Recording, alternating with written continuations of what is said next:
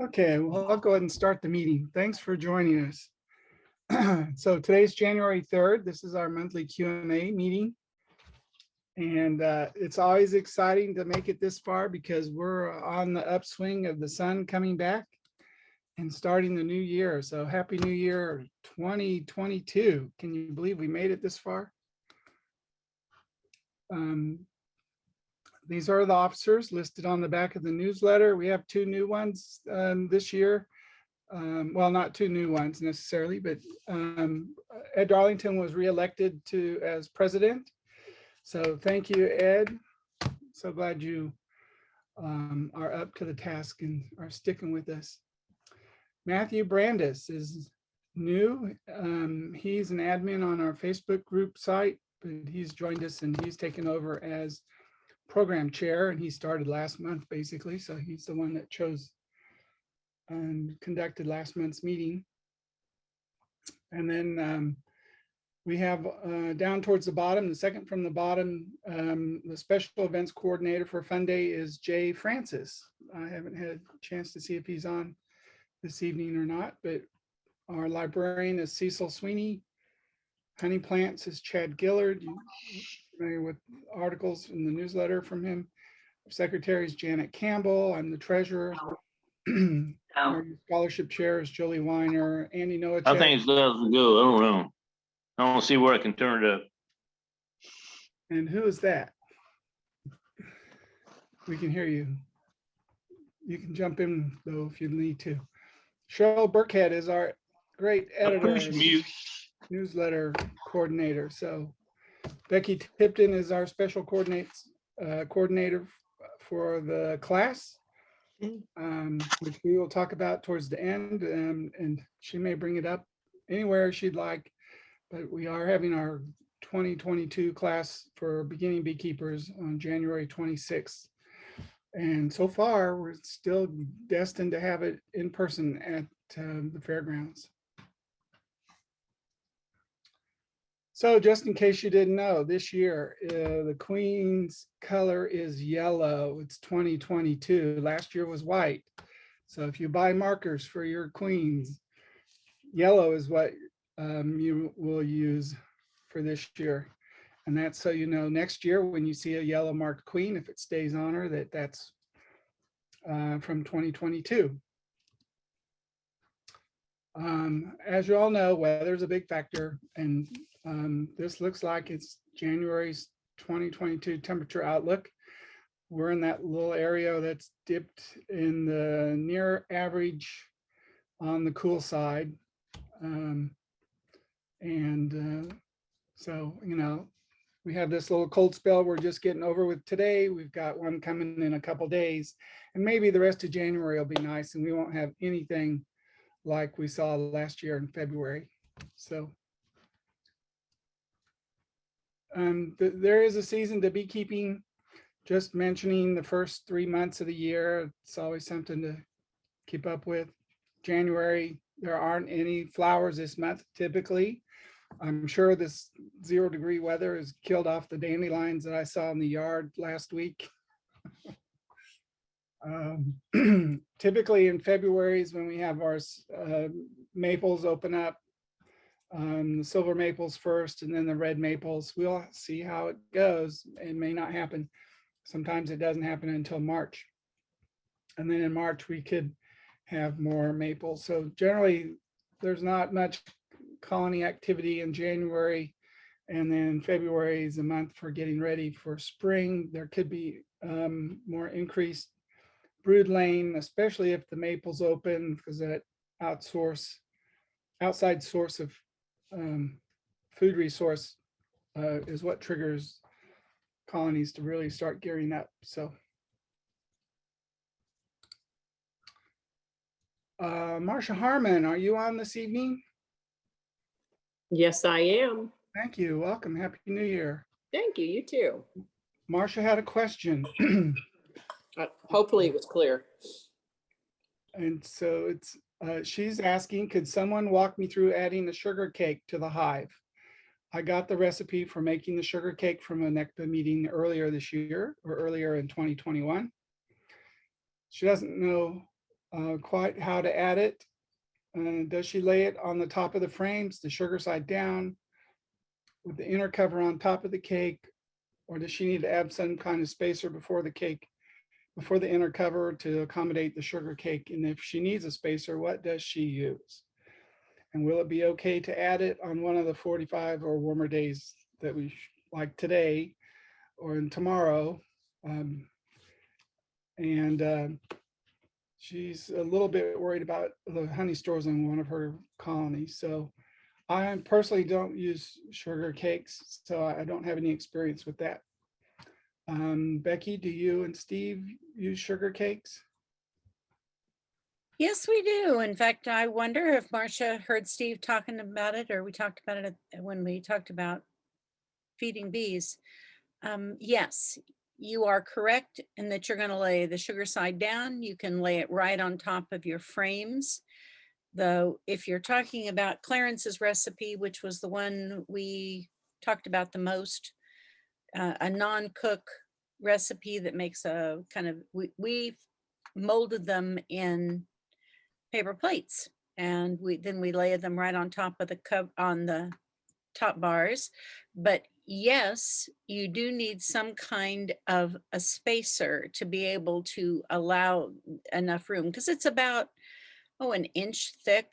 And we make our spacers, Steve makes them just real simple, inch stock, or he's even taken old supers and cut them up and made a spacer out of that. But you do need something to make the space for that feed. And I don't know whether there's spacers available commercially. I've never looked for those, but he makes them just pretty simple.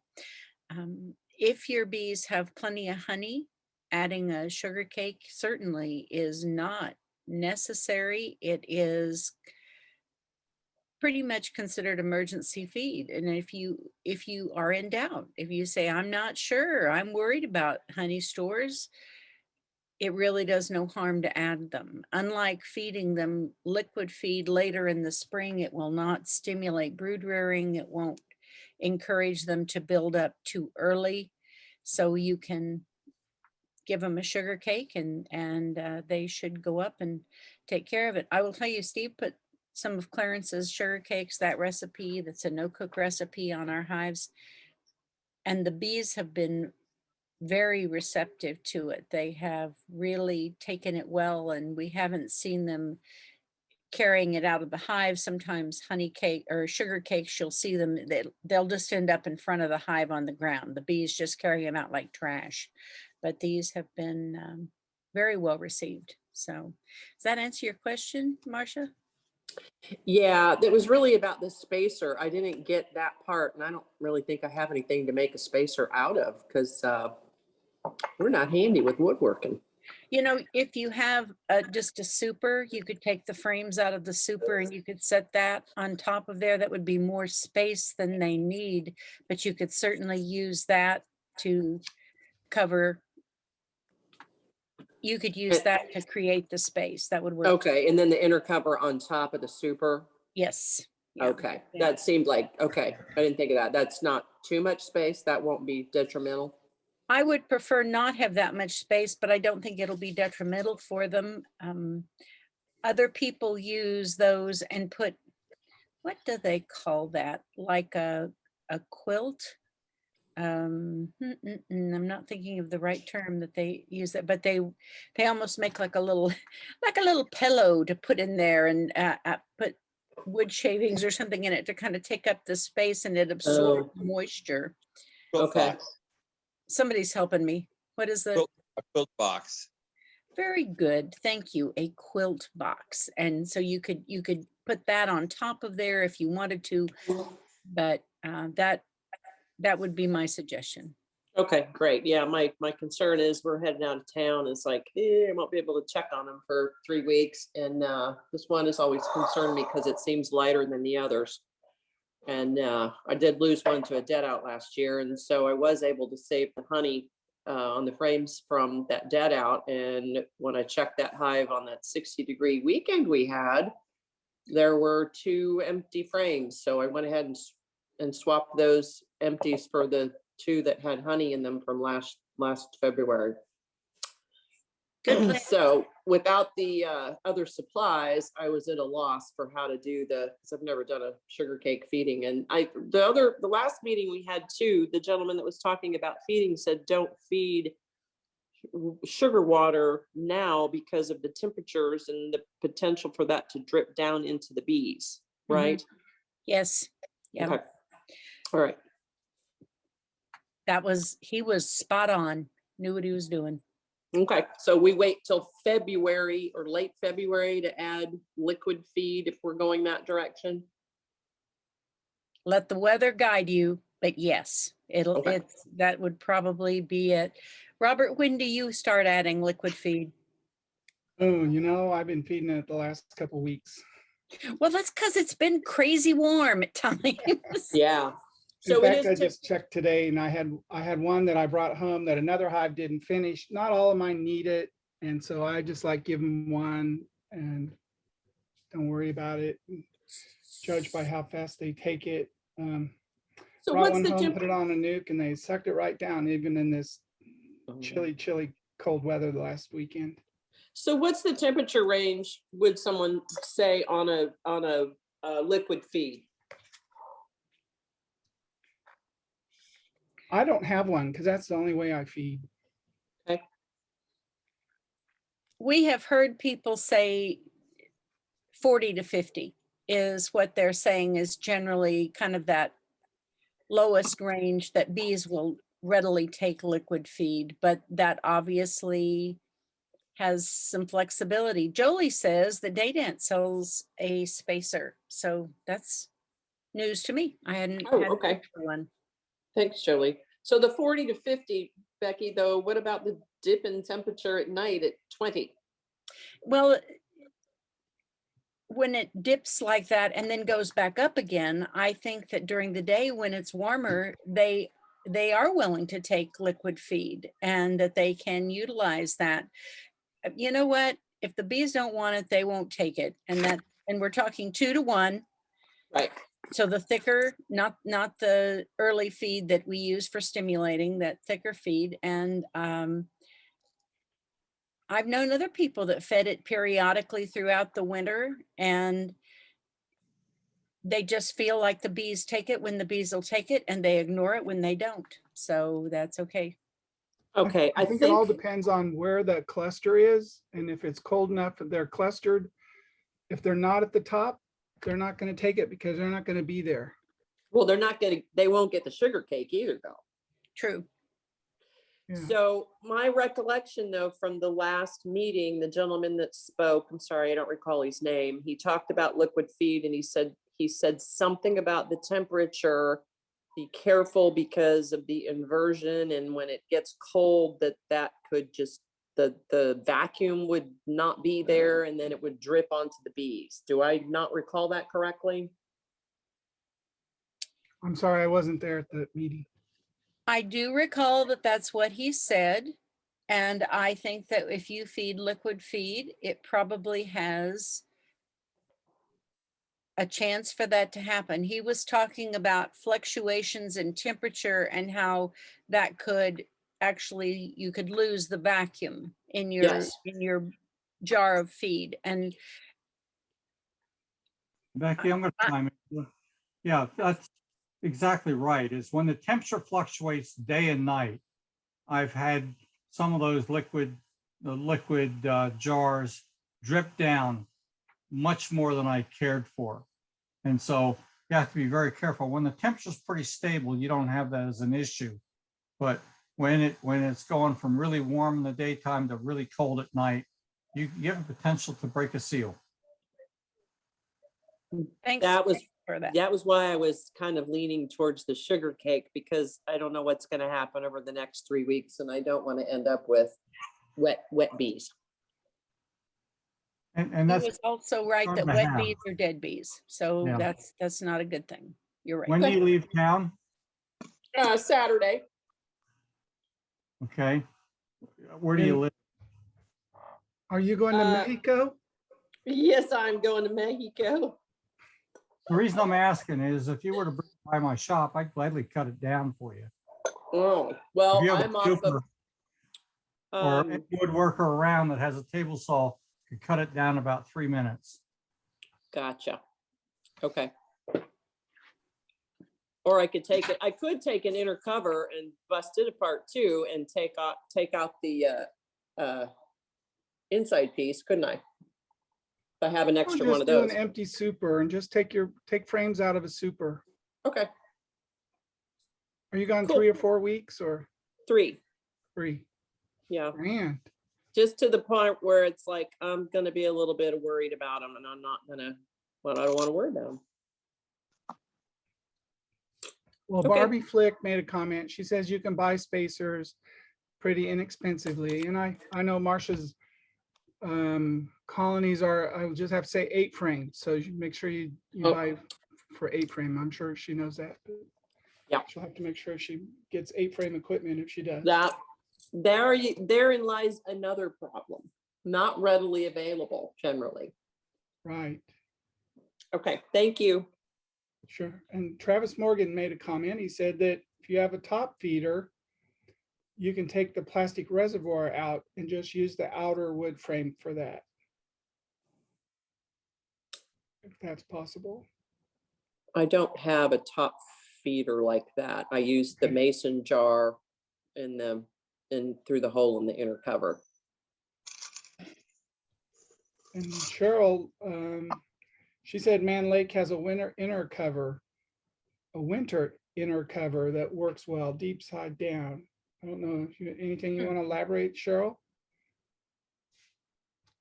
No, they can do a search online. I'm not sure if it comes with an 8 frame though, Robert. I'm not sure if they make an 8 frame one. I have to look. Yeah, Plus they you've don't got, have you know, everything for 8 needs frames like they do for 10 frames.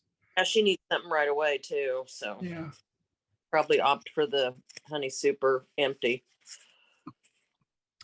Well, Susan Lane says that her husband Bruce makes their spacers out of 24-inch stakes, cut to fit and nailed together.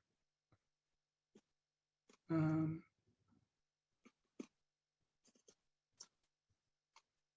Cheryl said that the treatment shims and spacers are available at bee supply stores. So you can repurpose your Miller top feeder by tearing out the plastic liner, which is what Travis Morgan just mentioned.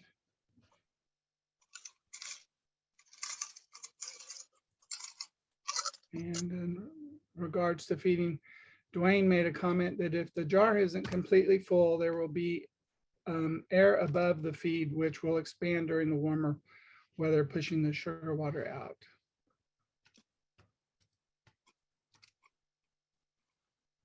And Susan wanted to mention that you can buy the bundle of 24 of the steaks at Menards. So I think I've got a couple pictures here. So like this one I just took today, this happened to be a nuke. If you've got bees at the top, and they probably came to the top, but you can see I fed them maybe a week or 2 ago already. But if your bees are at the top, and it's a lot more populous than this, you know, they might need to be fed, but that's kind of how I fed this nuke. The inner, you know, empty hive body on top. So just to go over, there are different types of feeders. Up on the left is a bucket feeder. And the top middle is a jar type feeder. And then you've got a top feeder over there in the right-hand corner. And we also have division board feeders that fit in the space of a frame in the hive body. Those are a lot more difficult to deal with this time of year. I don't recommend them because your clusters can move. And if they're not next to that, they're not going to utilize it at all. And when it gets really cold, that cluster is going to stay clustered. They're not broken to use those. So don't use those for the winter time. But spring, summer, and fall, those are good. But you can leave them in the hive all year round. That just doesn't mean the bees are going to use them.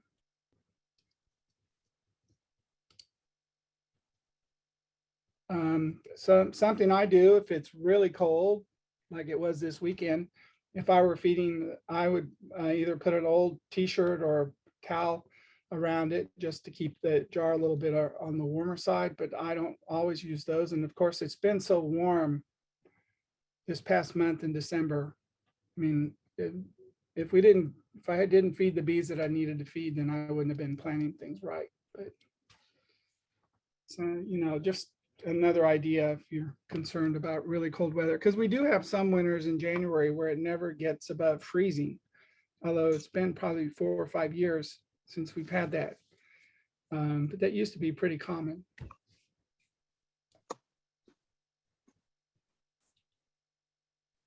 Anybody else that does sugar cakes that would like to comment, join in, or let us know about your experience?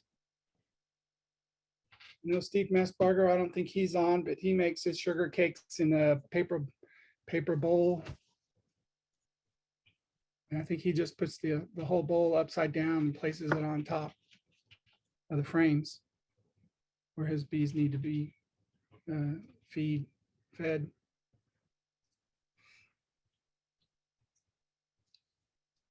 Okay. This picture is really fuzzy, but this is what I just got from Cheryl today, and I can't really tell, but on the photograph that she'd sent me, you could see mites. But Cheryl, what's going on? Oh, I sent it to Jolie too, because she's going to be talking about varroa mites. That picture doesn't come out very well. Yeah, no, it doesn't come out well at all, because I could see at least 2. Someone had posted it on, I think, Women in Beekeeping, and it was a dead, very small cluster of bees, but you can visually see mites on about every bee in that cluster, and they dwindled so bad from the mite infestation that there wasn't a large enough cluster for them to survive, to keep warm and to temperature regulate. And then it looks like they also had issues with food resources, because it looks like they might have starved as well. So they got the double whammy. So anyway, it was just a sad picture of what was left of a colony. So, but it was riddled with mites. And if you can see the picture really close, I don't know if I can pull it up and share it on the chat box, but You're welcome to. You could see the you know, in the individual cells, the mite feces type stuff that you see too, besides actual mites on the bees, is pretty nasty. So anyway, I was wondering if you could get out, it was a big enough picture, you could get out your pointer and play Judy. So anyway. It's called annotate, and let's see.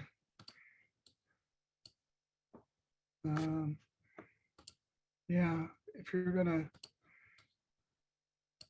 I could use a different color, but that's what you're talking about.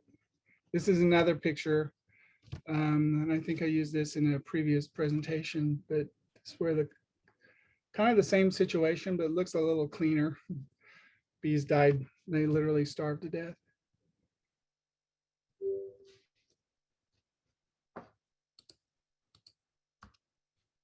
And so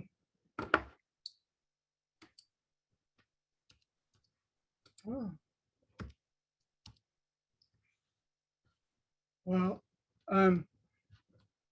I'm just gonna say that Marcia was the only contributing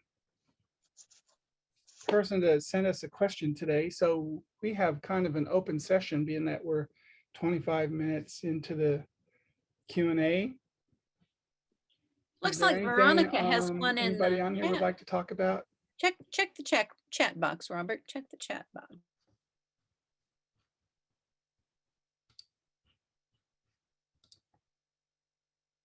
Let's see, where is my chat box?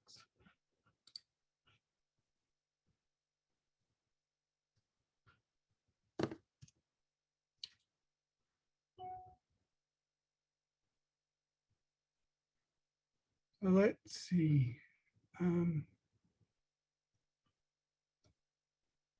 Veronica Sellers says, we saw about 20 dead bees in our hive entrance today. Is that normal given the cold snap we had?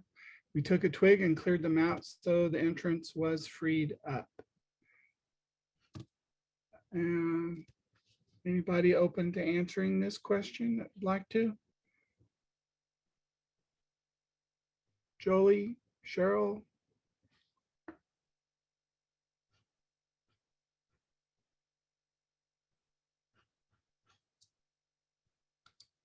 Barbie? I'll jump in. I mean, you did the right thing to clear them out. You know, just because you've got 20 dead bees, it depends on whether it's chronic and continues on or whether it was just a one-time thing. Because you can get, you know, depending on how cold the weather is and wind and things like that. And it's highly variable around the whole Kansas City area. Some people are really, you know, bothered by a specific wind and they don't go outside or get it outside the hive. But if it repeats, then I'd look for other problems. But if it's just a one-time thing and you cleared it out so they have airflow through, you should be okay.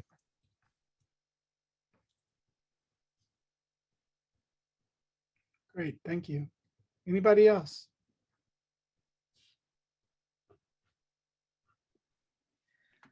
Well, my hives are pretty big this year, and they throw out a lot of bees every time there's a warm day. I think there are just so many bees that they're just dying off, and when there's a good day, they throw them out.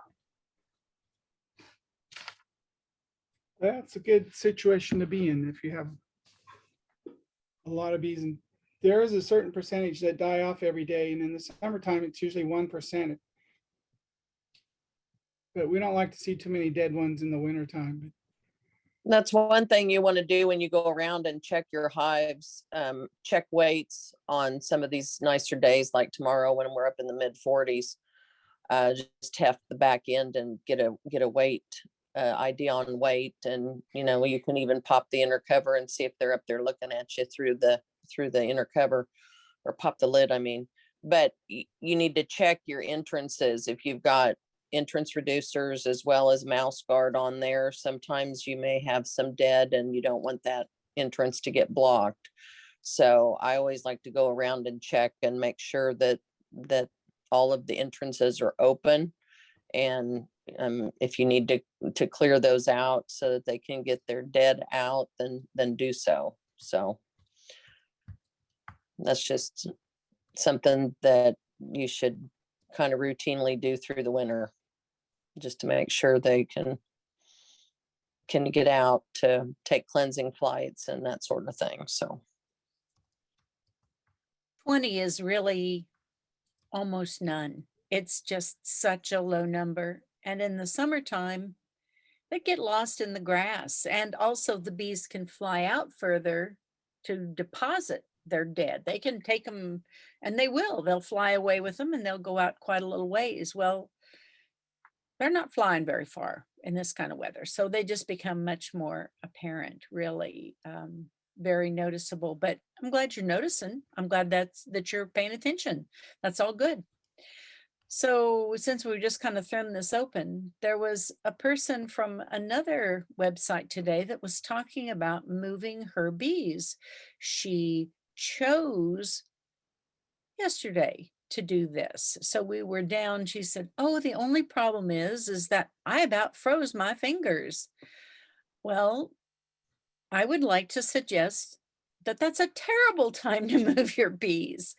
That if you try to move them when it's really bitter cold like that the cluster can break. We know that they're clustered when it's below freezing for sure. And that if that cluster breaks and it's really cold, they may not be able to regroup. And almost any jostling that would take place in moving a hive would likely break that cluster. So, she answered when I said I didn't think that was a good idea at all. She answered me with, well, we've had really good luck when we do that. Well, she's been very lucky. So any of you who might have seen that and were considering moving a hive, wait until it warms up a bit. Anybody else see bees fly today? I did. 44, and they were flying. So you go, girls. They were all out on mine. Yeah.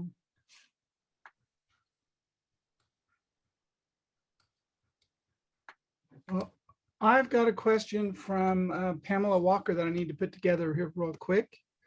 She sent it to me on the 16th and just made me aware of it. I'm sorry, Pam, I was out of town.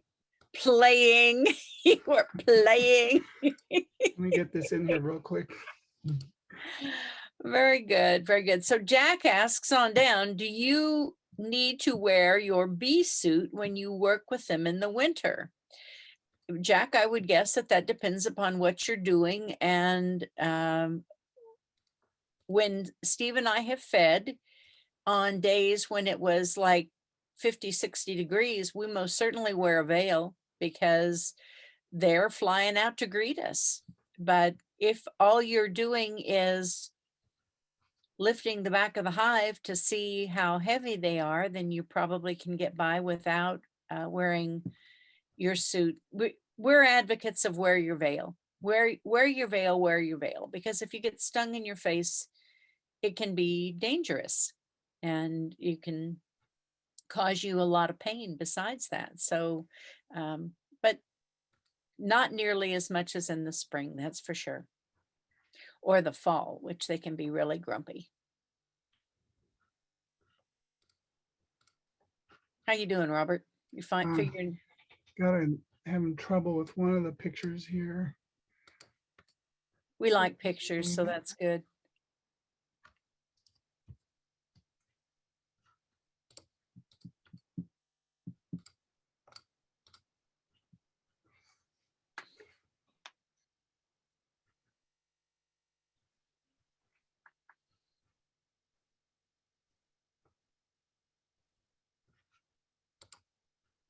Well, let me read her email and I'll get the discussion going. So then I'll pull the pictures up. So she's in need of some advice. She's a first-year beekeeper. She's learned a lot this year, starting with the first Beekeeper Zoom conference in January. Unfortunately, recent events show that she did not learn enough to recognize threats to her hive in a timely way, nor know how to handle them once I became aware of the threats. In September, I realized there was robbing going on. I noticed after a mite treatment, but I'm guessing it was happening before that. I lost a great deal of bees before recognizing this problem. I knew going into winter, my numbers were likely too low for survival. Monday was warmer with a little wind, and so I checked and found all of the bees dead. I wasn't able to inspect the hive at that time, planning to do that today. Unfortunately, the winds yesterday blew over the hive. So all the evidence that she'd been hoping to look at was compromised. What do I need to do now to see if I can determine cause of the dead out? And how will I know if it's safe to reuse my frames and comb? The top picture shows dead bees, which I'll get up in a second. And the second and third are before the mite treatments, but already have fewer bees. Thanks for any insights, Pam Walker, and she's from Bern, Kansas. So Pam, I'm sorry I missed your question, but anybody in the panel would like to jump in? Well, I'll get that picture up here shortly and help Pam out on her colony that she had as a first-year beekeeper that had been robbed in September and she discovered to be dead. Pam, we hate to be kind of like saying the same things all the time, but can you tell us what you did for mite treatments throughout the year? The fall mite treatment was the first one that I had done because I had honey supers on. And it was it was a chemical that you laid in 2 packets at the top of the frame. Yeah, I can't remember the name of it, and I don't have my paper right here with me. Was it in foil? Yeah, and it smells terrible. Oh, I got it at Bumgar's. Yeah, Was it that formic acid or formic pro? I believe That's so. the only one I can think of where you lay two on top.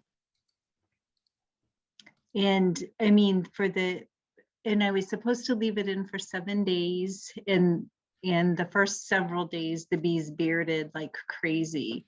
They were outside of the hive as much as possible. Back when they were outside, was it a big cluster or not? Because you said something that was kind of key. You said you experienced robbing, but you mentioned that there was very few bees. And so typically when you have robbing occur, they're after the honey stores, not, and something else went on there where you didn't have many bees to begin with. And the fact that you got that early in the season tells me you just didn't have enough bees in the hive. The things you could have done before would have been like combine the hives so you had more bees that could cluster. And you get too small a hive and they're just not going to survive. Mm-hmm. Pam, when was it that you did your mite treatments? How late in the fall?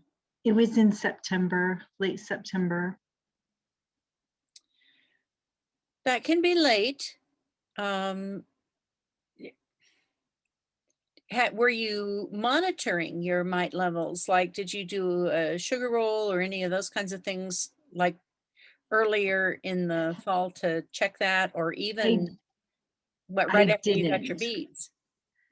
I didn't right after I got my bees. I guess I didn't realize I needed to with the new package. And so the first time I actually did a roll was in September. What were your numbers? Probably 17. Okay. Per. Not crazy, but that's high. I mean, that's okay.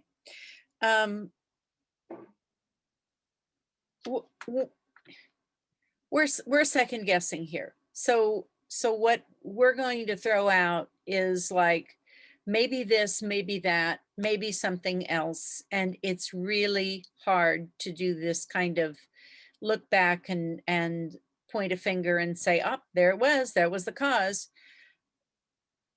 Mites are probably what causes the death of our colonies most often, or mite related diseases. And they now know that if we let our mite numbers get higher, that the virus load, boy, haven't we heard too much about viruses recently, that the virus load gets so high that then we create sick colonies overall. And so it's kind of that circular thing that it's like, this wasn't just a problem, but it compounds other problems. The robbing can happen, honestly, with some pretty strong colonies. And if that happens and goes unchecked for very long at all, it will decimate your hive. They will just wreck it. And so that could well be it. Robert, did you get your pictures up? I've got 2 of them, so I'm going to go ahead and go with those. Okay, let's look at, let's see what we got.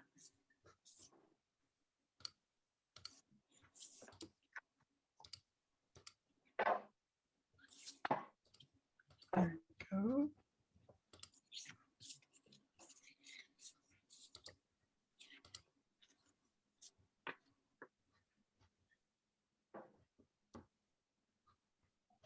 I don't think that's what I wanted to share. There we go.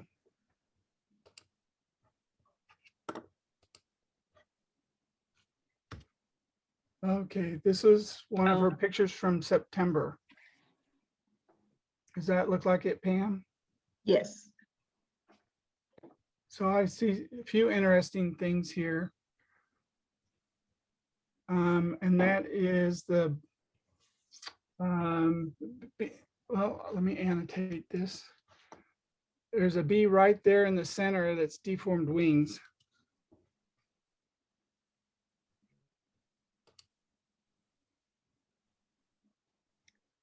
And is that from like the varroa mites Yes, with that's a deformed wings? symptom of one of the viruses called deformed wing virus that's transmitted by through the mites, and also they're talking about small hive beetle now too. So Robert, if you look down in the lower right quadrant, it looks like we have cappings being removed right there. Cappings being removed. It looks like maybe a larva is being removed. Also, that would be indicative of some really high virus load, that they're actually pulling things out of there. This is a sick hive at this time. And so honestly, if you were treating at this time with this hive in this condition, they would not have had enough time to recoup before fall sets in. Although our fall was incredibly late this year. But it was too late. This hive has really gone downhill. This hive is already in distress. Okay. Yeah, I found three workers with deformed wings so far, just on this one frame. And if you didn't shake any bees off, it appears to me the population's already pretty weak. Yeah. So again, you said, I didn't know I was supposed to treat packaged bees, and that's really a pretty new thing and something that hasn't been advocated for a long time, that if you don't know how your bees were treated when you brought them in, that's a prudent thing to do. You start with a package of bees, and if you treat on day 7, that's before there's any capped brood in that hive. The queen is accepted. She could be laying eggs. She should be laying eggs. It's ready to go. They're ready to cap that brood, but there would not be any mites in the brood, and you should be able to get a really nice cleanup job on them. Most of the things that we're seeing now advocate doing a sugar roll at least monthly, so that you can really keep track of where those mite levels are, so that if you jump up, that it's like, oh, you know what, I don't care that I've got a honey super on, I'm going to have to do something else. I'm going to have to move my honey super. I'm going to have to do something to take care of those mites. So they are just insidious. They are just there, and they can, your hive might have been clean in May, June, July, and for some reason we know that mites come into the hive on drones, on other things can happen, and those numbers can really change very rapidly. So it is unfortunate, but here's the good news, is that they don't believe that those viruses will remain in the wax, that it's not something that will stay with us, so that if you get a hive this spring, you should be able to clean up these frames, remove any dead bees that are stuck into them, and you should be able to use them for a new package. Okay. What about the honeycomb that was left in the hives? I have a couple frames of honey. Is that safe to keep and save for next fall if they need honey, or next spring when you start your package? You can give them that. I wouldn't give them a whole lot. You don't want to give them so much that it will again start robbing. Somebody's going to come in and say, oh, they've got all kinds of honey, let's take it from them. Watch that. But you can give it to them early on and help them, that drawn comb, that a little bit of that honey, and start up. Leave it now someplace where it'll freeze, so that you don't get wax moths in it. But it's a valuable resource. Okay. And I did sign up for Beekeeping 101 again, and the second year beekeeping.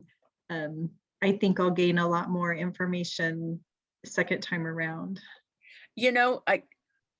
Yes, because the first time you hear it, there's a whole lot that can fly by at supersonic speed, and it seems like it makes good sense. And it isn't until later that you go, Aha, now I get it. And so That's what they meant. Yeah. that's exactly it. Thank you. I'm glad you're going to join us. That's really, really good. Thank you. I'm glad to have you, Pam.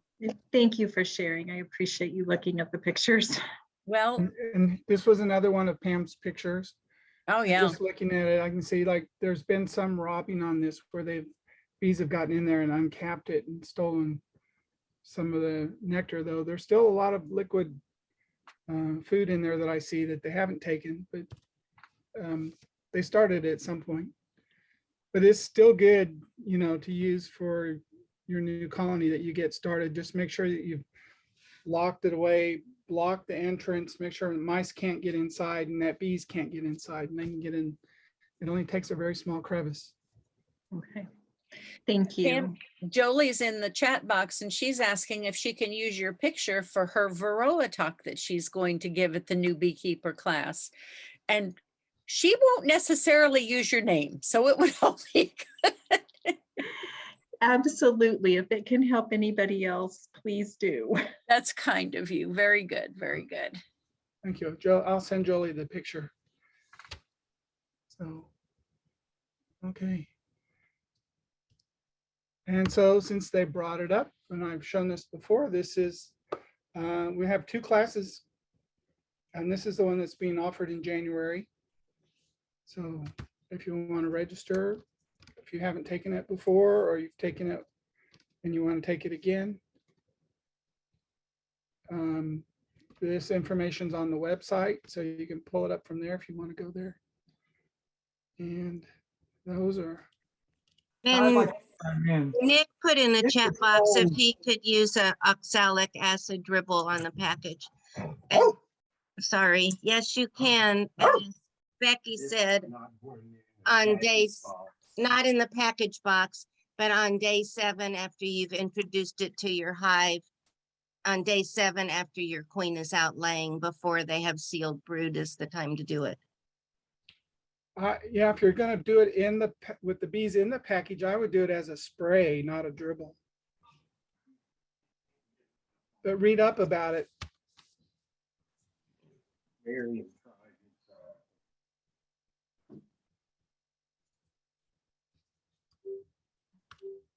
Okay, 2 things. One, I'd like to correct. I think somebody said earlier that it was January the 26th. It's January the 29th is the first class.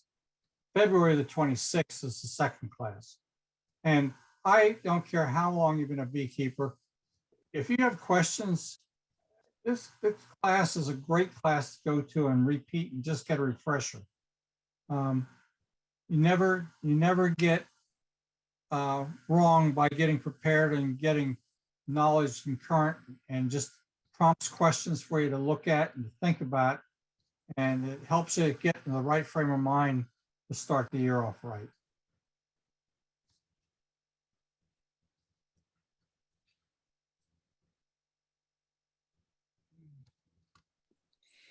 Thanks, Ed. I think that I feel exactly the same way. Hardly ever been to a class I didn't hear something that was a little new idea or something I could try. If you have questions about the class or concerns, don't hesitate to give me a call or email. I'm happy to help you with that. As Robert said, we're registering online. We are planning it for an in-person class. Douglas County has some requirements for COVID that we will be observing, and we will try our best to be safe and be cautious of each other and respectful. So we will take that into consideration, but we will meet in person. So I'm looking forward to that a lot, very, very much. I think it'll be a great event. Just let us know if you concerns, questions, comments, and we'll try to answer them for you. Probably want to mention something about fun days if possible. Go ahead, Jay. Oh, good. Congratulations, Cheryl. That's pretty neat. Oh, Well, thanks. just wanted to let everyone know we've got a fun day coming on June the 4th. So save the date. We've got some pretty high-powered speakers that are going to come. And if you've never been to Fun Days before, it's really something you need to do. That's another avenue for getting your questions answered, and it's quite a time. So June 4th, Fun Day. Got 4 really high-powered speakers: Crispin Gibbon from Purdue, Jay Evans from USDA, and then Judy and Autumn Smart will be there, and probably some of her students as well. So stay tuned. And I saw where Judy Smart's going to be one of the featured speakers at the upcoming American Beekeeping Federation meeting. Oh, wow. Which starts in a couple days in Las Vegas. We are also asking if anyone would like to volunteer. We can always use volunteers, so just reach out and we will find something for you to do. That's all I have. Great. Thanks, Jay. So, anybody have any other questions? Jump right in.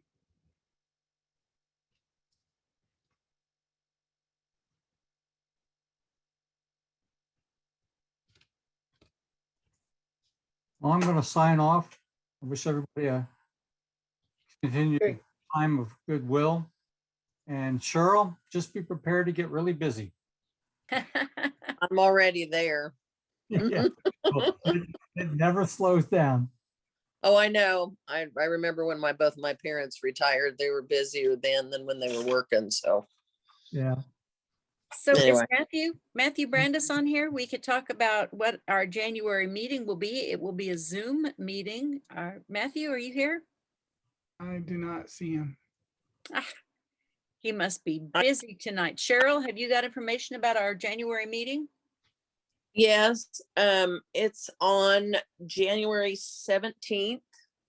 And it's a Zoom meeting only. So don't show up over at the Douglas County Fairgrounds. And the main program is going to be Microscopy in Beekeeping by Stuart Spinks. Stuart runs a small commercial beekeeping operation in the United Kingdom and has a popular YouTube channel, and he'll discuss and demonstrate the use of the microscope in beekeeping, how to look at pollen under the microscope, check for nosema and tracheal mites. And then we'll have some youth scholarship presentations as well. How exciting. And I think Marsha Harmon's going to be laying on the beach, but January 20th is the Kansas Honey Producers Value Added, and Christy Sanderson is presenting on making and selling nukes.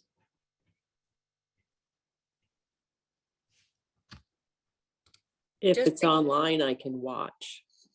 Okay. Just because it's January doesn't mean we don't have lots going on. So come and join us. All good. Great. Well, Becky and Jay, this is Marty. Anytime, like I say, for this upcoming class, I'm willing to help. And also Jay and the Fun Day, I'll be willing to step in and help too. So Thank Sounds you like very what we much. need. Thanks. okay. Well, with that, I'll say we'll close the Q&A session. Have a good rest of the month. Let it be a little warmer.